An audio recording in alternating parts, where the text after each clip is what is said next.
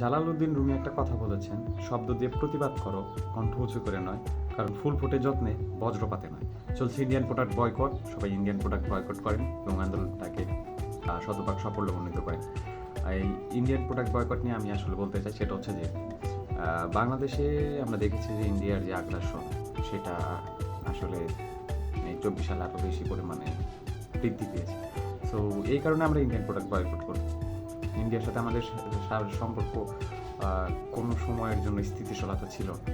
সীমান্ত হত্যা, অনুপ্রবেশ বা আরও বিভিন্ন রকম তিস্তা চুক্তি সমস্যা, এই সমস্ত সমস্যার কারণে আসলে ইন্ডিয়ার সাথে আমাদের সুসম্পর্ক কখনোই স্থিতিশীলতা বজায় রাখতে পারেনি, আর অদূর ভবিষ্যতে রাখতে পারবেনি, এটা নিয়ে আসলে কনফিউজ।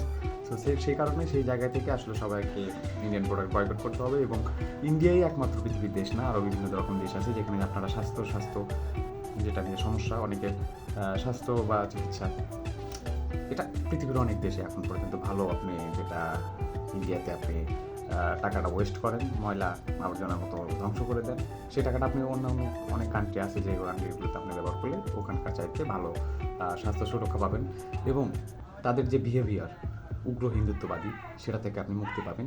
এবং উগ্র হিন্দুত্ববাদীদের বাংলাদেশে কোনোভাবেই স্থায়ী দেওয়া যাবে না। আর আমরা সবাই বিশ্বাস করি যে আসলে ধর্ম যার যার, সে নিজের মতো করে পালন করবে, এটাই। So thank you so much. You are watching GB Podcast.